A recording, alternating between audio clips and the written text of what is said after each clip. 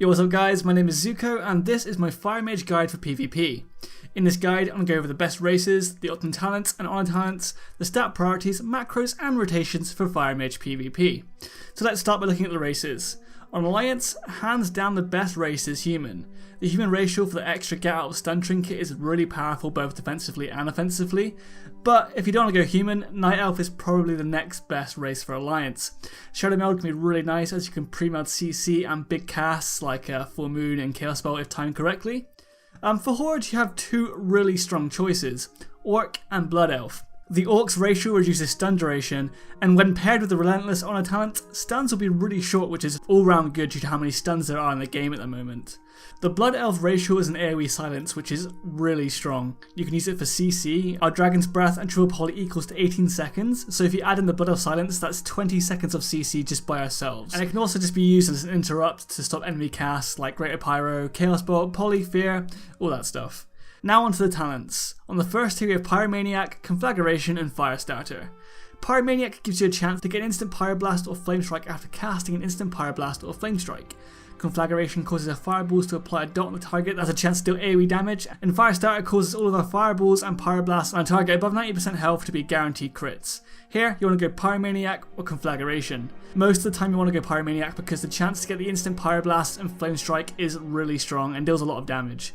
Conflagration is good if your team is mainly focusing on doing AoE rock pressure, but it can break polys though, which is the main reason Pyromaniac is generally the go-to. Next we have Shimmer, Blast Wave and Blazing Soul. Shimmer gives us 2 charges of Blink and allows us to use Blink whilst casting. It will cause Blink to no longer break stuns, but it's a good trade for 2 charges and a use while casting. Blast Wave is an AoE slow that deals a bit of damage, and Blazing Soul causes our Blazing Barrier to refill for 40% of our fire damage dealt to enemies within 8 yards. As good as Blast Wave and Blazing Barrier might sound, the best talent on this tier is easily Shimmer.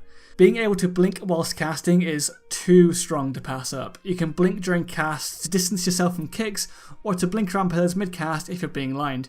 Really useful to get off polys. On the third row we have Mirror Image, Rune of Power and Encounter's Flow. Mirror Image is a cooldown that summons 3 mages that deal damage. Rune of Power places a circle on the ground that if stood near increases your damage. Encounter's Flow is a buff that will increase and decrease the stacks of 5. Each stack increases your damage output. For most situations, Encounter's Flow will be the go-to for the damage increase. Unfortunately, Rune of Power isn't very good in PvP because in PvP we tend to move around a lot and it requires you to be near it. Mirror Image can be good in some cases like in duels and in some 2v2 matchups, but pretty much always Encounter's Flow is the talent to take. Next we have Alexstrasza's Fury, Flame On and Controlled Burn. Alexstrasza's Fury doubles our Dragon's Breath damage and causes it to give us a hot streak buff. Flame On increases our Fire Blast charges by 1 as well as reducing Fire Blast's cooldown by 2 seconds, and Controlled Burn gives us a chance to get an instant Pyroblast or Flame Strike when we get a hot streak buff. Here you want to go with Flame On.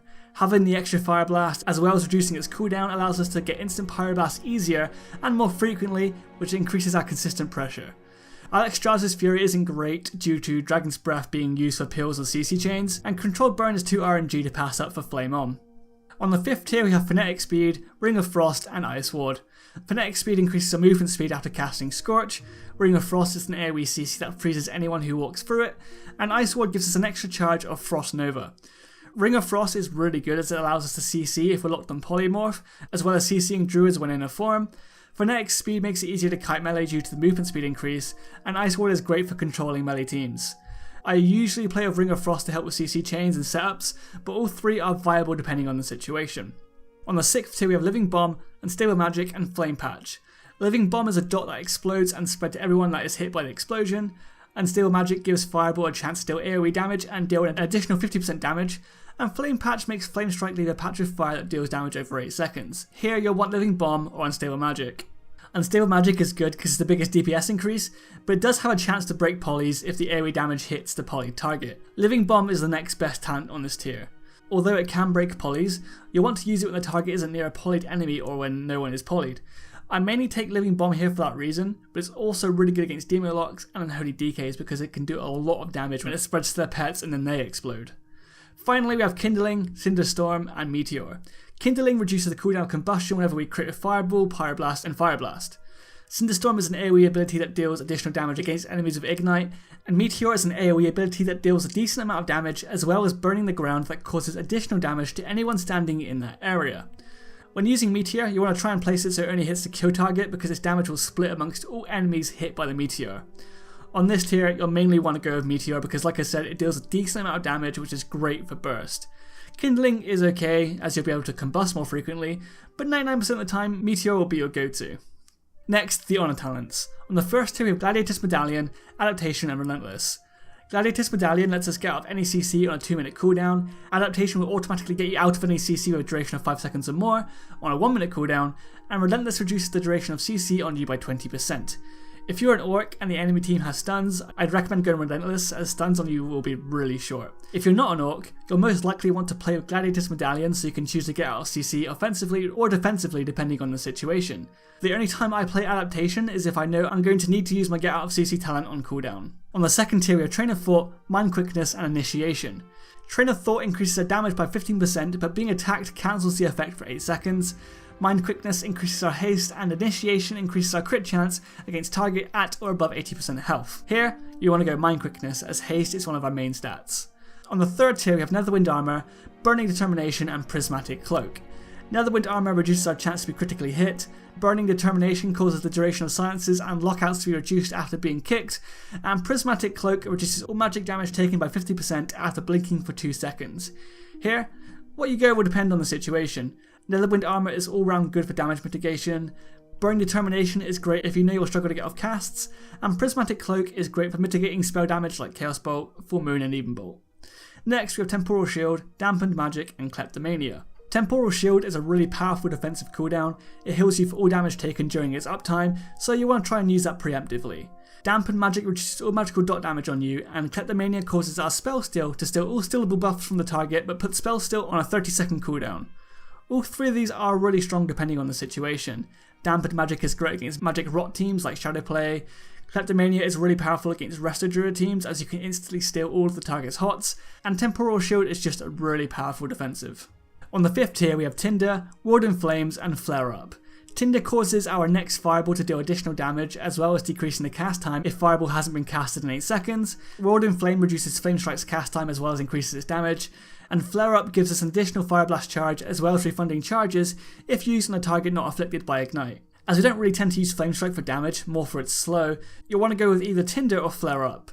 Most of the time you want to go with Tinder for the faster and stronger fireballs, but Flare Up can be really good against teams that have summons that you need to kill fast, like Shaman Totems or Shadow Priest Siphons. And finally we have Firestarter, Flame Cannon and Greater Pyroblast. Firestarter causes our fireball to reduce the cooldown of combustion, Flame Cannon increases our max health and damage by 3% as well as the range of our fire abilities by 3 yards when standing still for 2 seconds, and this can stack up to 5 times.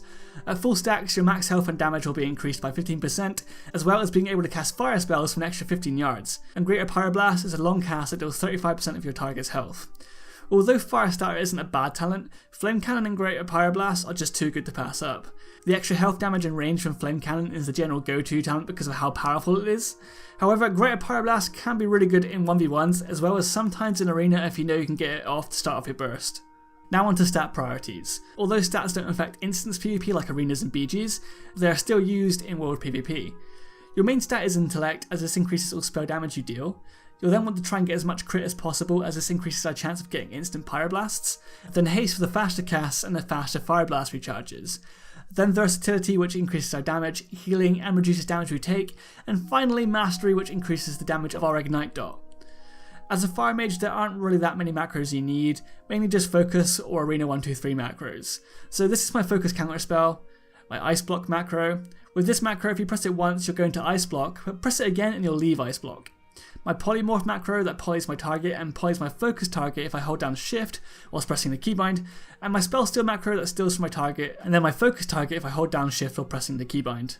Finally, onto dealing damage. In PvP there's not really a set rotation as everything is situational and dynamic, but as a Fire Mage your goal is to get out as many instant Pyroblasts as possible. You get instant Pyroblast from critting twice in a row from Fireball, Scorch, Fire Blast, Phoenix Flames and Pyroblast. There are 2 general ways to do this. The first is by casting Fireball or Scorch until you get a crit and then using Fire Blast, as Fire Blast is a guaranteed crit. The other way is by using Phoenix Flames and Fire Blast together. After you got those 2 crits, you can either choose to fire the instant pyroblast off straight away or do something called pyroblast fishing. What this is when you have an instant pyro ready, you cast fireball, and as soon as that fireball finishes casting, you press pyroblast. If timed correctly, both spells will hit at the same time, giving you a chance for another instant pyroblast. You can sort of do this with Scorch instead of fireball, but it doesn't really work the same due to Scorch having no travel time. And that's pretty much it. Just keep weaving fireballs and scorches and fireblasts together to get the instant pyroblasts. So when do you use Scorch instead of fireball? You'll want to use Scorch instead of fireball if you need fast casts, if you need to kite, or if you're chasing your target, as you can move whilst casting Scorch. And now onto bursting. Unlike our standard rotation, our burst is a bit more scripted. Your 2 burst abilities are Combustion and Meteor. If you know your target will stay in the area for Meteor, you're going to start your burst with Meteor and then cast either a Tinder Fireball for the short cast, or Scorch, and as soon as that cast is about to end, use Combustion for the guaranteed crit into Fireblast. You can use Fireblast and Phoenix Flames together for the instant pyro if you don't want to risk getting locked out on fire. With Combustion up, just keep weaving pyros and Fireblasts until you're out of Fireblast charges.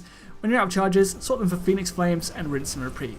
And that's pretty much it. If you have any questions, feel free to post them in the comment section below or tweet to me on Twitter and I'll get back to you as soon as possible. I hope you enjoyed this video and found it useful. If you did, please give it a like and subscribe to my channel for more Fire Mage content. Cheers guys, and I'll see you in the next one.